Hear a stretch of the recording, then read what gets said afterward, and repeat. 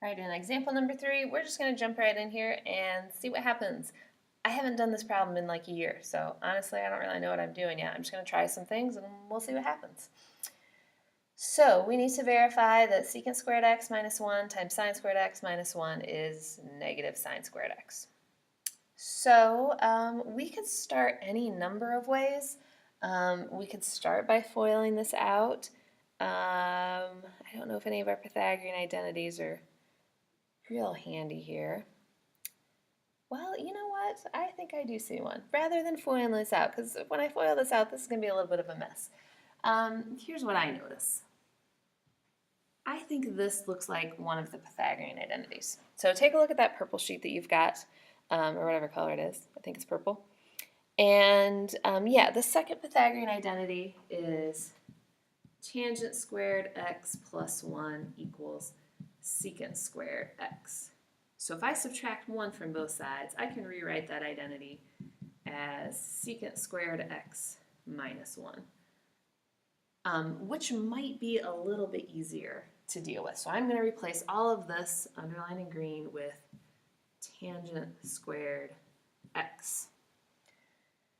Now, I'm going to do a similar thing with sine squared minus 1, because that makes me think of our other Pythagorean identity we use a lot, that sine squared x plus cosine squared x equals 1. Now, I want sine squared x minus 1, so I want to bring the 1 over to this side, which means I need to take the cosine over to the other side. So I can replace sine squared x minus 1 with negative cosine squared x. My negative did not show up. Okay, and we want to show that that is equal to negative sine squared x. So already I feel better about that. Again, you could have FOILed this out and then used some Pythagorean identities to get there, but I think this way might be a little quicker. Okay, so now I want to take a look at tangent. Tangent is sine over cosine, so tangent squared is going to be sine squared over cosine squared. And then we have negative, that's times, negative cosine squared x.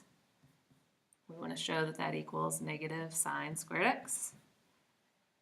And this is negative cosine squared x over 1, so on the diagonals, the cosine squared is going to cancel, and so on the left-hand side, I get negative sine squared x equals negative sine squared x. So we have accomplished that. Now, also at the bottom, it says you can check these on Decimus, and I'm going to show you this. Now, showing that the graphs are equal is not a proof. It just demonstrates that what we've done is, in fact, good and valid. So here on Desmos, here in red, I've got the secant squared x minus 1 times sine squared x minus 1. So you can see what that looks like. And then I've also typed in negative sine squared x, and these are supposed to be equal. So here this one comes in blue, and you can see that those in fact overlap. You can take that one off and on. So it is the same function. This is an identity that's true. So again, graphing it is not proving that these are the same, but it is a nice demonstration.